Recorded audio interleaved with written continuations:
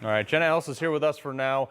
More reaction. She's a constitutional law attorney and former legal counsel to President Trump. Jenna, what are you making of this situation right now, and the fact that there's a security threat at the airport? It's ongoing. They knew about it beforehand, and they haven't really done anything. Biden said, well, there's going to be swift action if this happens. We haven't seen that. What do you think?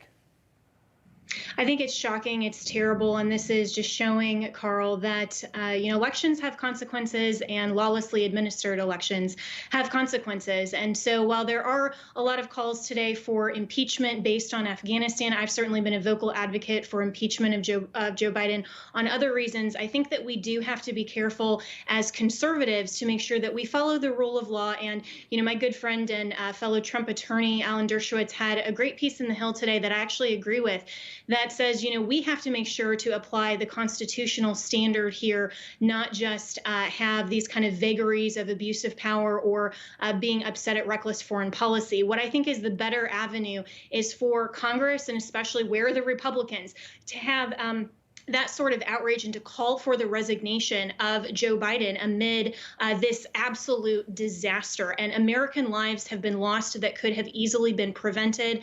Someone who is in this position like Joe Biden, who isn't even forthright to the American people. I just heard Emerald say that he's not even going to call on reporters who might ask him difficult questions. This is a president who has to prepare for more than 24, 48 hours for press conferences. Clearly, he doesn't have the capacity to be the commander-in-chief, to be the leader. So I also think that the 25th Amendment is an appropriate alternative. And I think that Republicans in Congress and certainly Americans across the country need to be calling for Joe Biden to resign, and also for the cabinet to strongly consider the 25th Amendment. Yeah. Now, Jenna, we've heard reports, inside reports, that Kamala Harris was screaming at somebody saying, you're not going to pin this expletive on me. I don't think she wants her hands in this. But in the interim, like you said, this is a guy who made all the wrong calls, not just today or last week, but for the last 50 years.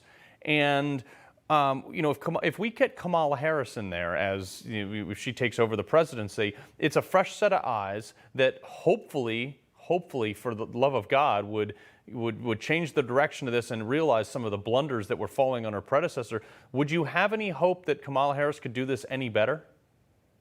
Well, usually I'm not a vocal advocate for Kamala Harris, but hopefully she at least has all of her wits about her, which clearly Joe Biden does not. So I would say that Kamala at this instance would be better at least than Joe Biden. But we also know that Biden isn't the one pulling the strings. He's not making the decisions in Washington. And hopefully, if Kamala Harris did ascend to the presidency, with Biden either resigning, being removed, any of those constitutionally appropriate alternatives, she would at least be a vocal advocate and stand firmly for America. I mean, I think we also have to ask the question, Carl, at what point does this negotiation and really cooperation with the Taliban rise to the level of treason under the U.S. Constitution? I think that's a fair and an open question. If Joe Biden isn't willing to say that the Taliban are evil, they're our enemies, at what point is he actually providing aid and comfort, which is the definition of treason? I think that there are a lot of questions on the table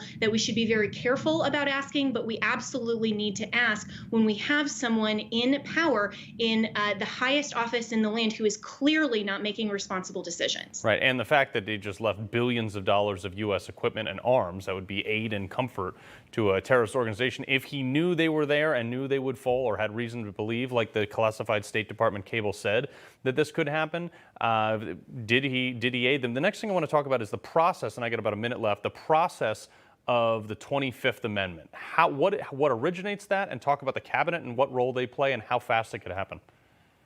Yeah, well, the cabinet can act very quickly, and if they come into their closed-door meeting and they determine to invoke the 25th Amendment, then immediately upon representing that to Congress, then Joe Biden would be removed from the presidency, and Kamala Harris then, because of the U.S. Constitution, would then become the president. So this can happen very quickly. Of course, resignation can also happen very quickly, and I think that those are the two more constitutionally appropriate options. But of course, that does, of course, rely on his cabinet to say, we're going to be reasonable, we're going to confront these issues head on, and we're going to do the reasonable, rational thing rather than politicking.